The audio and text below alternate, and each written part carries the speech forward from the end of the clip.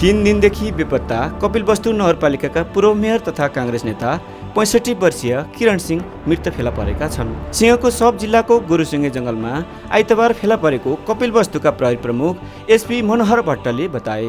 उनको मृत्युको कारण भने खुल्न सकेको छैन।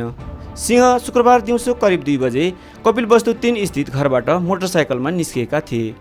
त्यसपछि सम्पर्कविहीन भएका उनको लुप्र 01013 प 7970 नम्बरको मोटरसाइकल पूर्व पश्चिम राजमार्गबाट करिब 8 किलोमिटर भित्र जङ्गलमा रोकिराखेको अवस्थामा भेटिएको थियो। उनको खोजीको क्रममा भैरवा स्थित गौतम बुद्ध अन्तर्राष्ट्रिय विमानस्थलबाट तालिम प्राप्त ट्र्याकिङ डग सहितको टोली परिचालन गरिएको थियो। प्रहरीले जङ्गल क्षेत्रमा ड्रोनबाट समेत निगरानी गरेको थियो। सिंह माछा पोखरी तथा कुखुरा पालनको लागि फर्म निर्माणको काम गरिरहेका थिए। सोही क्षेत्रमा जाने क्रममा उनी जङ्गल पुगेको हुन सक्ने प्रारम्भिक अनुमान गरिएको थियो। घटनाबारे प्रहरीले थप अनुसन्धान गरिरहेको जनाएको छ।